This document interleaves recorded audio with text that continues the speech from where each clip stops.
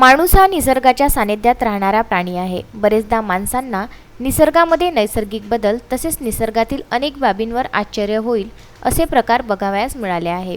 असाच एक निसर्गाचा आश्चर्य मेळघाटची राजधानी धारणी तालुक्यातील अतिदुर्गम चेंडो या गावात बघावयास मिळाला आहे.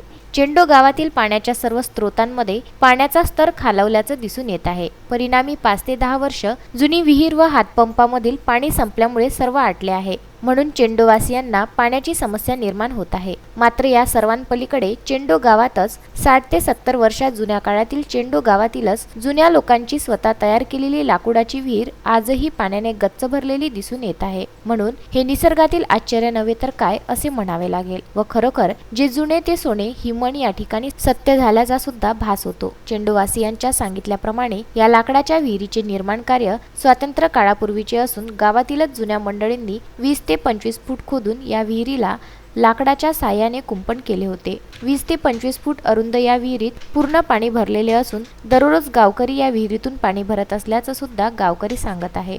सर ये कुआं है 70-80 साल पहले पुराना कुआं है ये। अभी हम लोगों को पानी की समस्या हो रही तो हमने इसका पता लगाया कि भाई कुआं कहाँ है, वही साथ इसको खोद खाद के सफा करवाया और पानी हमने भरना चालू करा। पानी है इसमें अभी? हाँ है ना। तो यह पानी पीते क्या आप लोग? हाँ पीने के लिए वापर चालू है हमारा। चालू है। कितना पुराना है? 70-80 साल है, बहुत पुराना कुआं है ये। लोगों का बना हुआ है ये, पहले पुराने लोगों का। इसके अंदर कुछ पत्थर की जुड़ाई वगैरह है क्या नीचे? नहीं, लकड़ी का है। आश्चर्याची बाब अशी की या लाकडाच्या विहिरीला 5 फूट अंतरावर लागून असलेल्या 10 वर्ष जुन्या विहिरीत पाणी आटले आहे.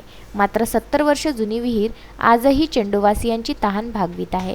या विहिरीत नियमित ब्लिचिंग टाकून पाणी स्वच्छ केले जाते व यामुळे विहिरीतील पाणी निळ्या आकाशाप्रमाणे चमकताना दिसून येते.